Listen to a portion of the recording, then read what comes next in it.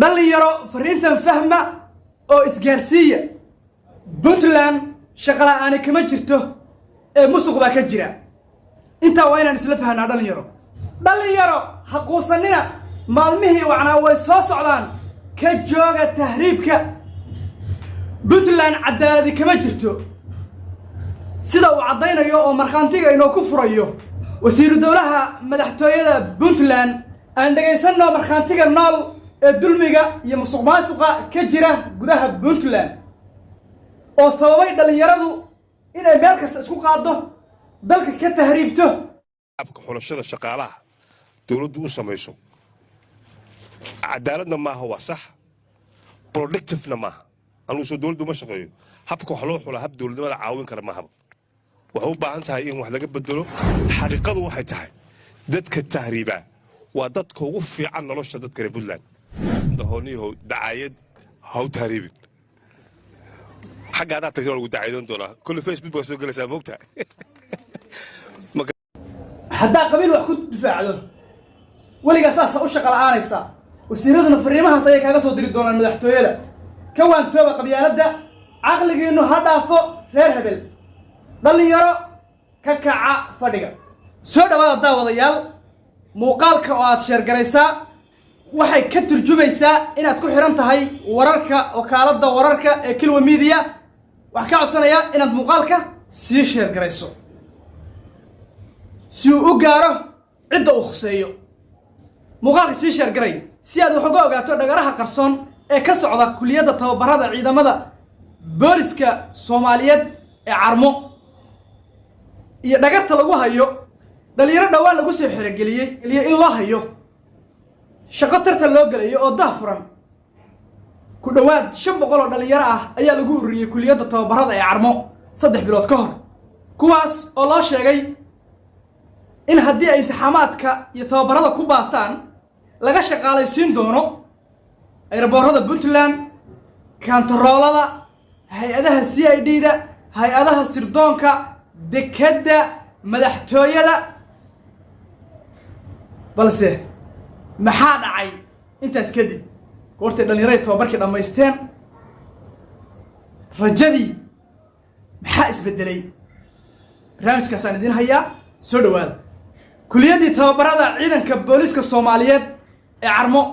waxay isu bedeshay xarunta kaydka ciidamada mucaaradka RSF ee ka dagaalama dalka Suudaan mar hore aan idin sheegay in ciyaal la gatay hadday cidi ka maqan tahay way la soo xiriiri kartaa ogeysiiska lagu hoday dhalinyarada waqtiga laga lumiyay ee maanta cadaalad darrada ka tirsanaysa ciidamada booliska Puntland shaqadii lagu hoday waxa lagu baahiyay page-ka ay barta Facebook-ka ku leeyihiin ciidamada booliska Puntland iyagoo lagu wargeliyay in loo hayo shaqo dahfuran oo ku salaysan aqoon waxyaalaha la yaabka ayaa ah dhalinyarada markii tababarkii u dhamaaday waxa soo ifbaxay in ay laf cad toobin ku hayaan oo waxa ay meesha ka filanayeen iyo wax u dhow toona aysan ka jirin halkan ay ku tababaranayeen kadib markii lagu wargeliyay in aysan halkan ka suurtoobeen mashruucii hore loogu sheegay oo ahaa in ciddii ku baastay imtixaankaasi ay ku soo baxayso aqoonteeda iyo si daahfuran hay'adda ilaalada xeebaha Puntland ee BMPF oo uu maamulo imaaraadkuna ay siin doonto mushahar kor u dhaafaya $500 dhacdooyinka la yaab kale ee laga diiwaan geliyay kuliyadda tababarada Carmo waxa kamid ah in 2 nin oo shahaadada heerka koowaad ee jaamacadda sita oo hal deegaan ka wada yimi midna la yiraahdo waxa lagu qaatay sarkaal oo xidiga lagu taxo midna la yiraahdo waxaad u qalantaa askari hadday dhan walba ka siman yihiin iyadoo haba yaraatee aan la marin habraac sharciya oo lagu kala saari karo qofkii su'aal ka soo celiya cadaalad darrada iyo cabashada ka jirta kuliyadda tababarada ee Carmo waxa loogu jawaabayaa waa amar kor ka yimi waaye amarka kor ka imanayaahay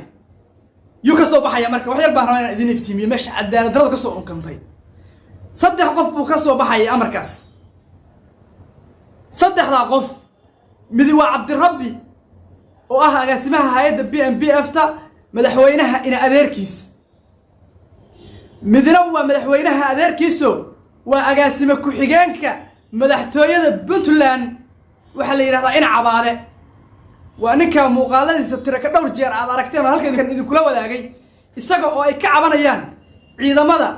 cadawga ku hor fadhiya buuraleyda calmiskaad oo ka cabanaya in la maasuqay deeqihii ay dadweynuhu ku deeqeen ciidamada halka ku sugan haba u badnaadeen beelo iskood soo abaabulay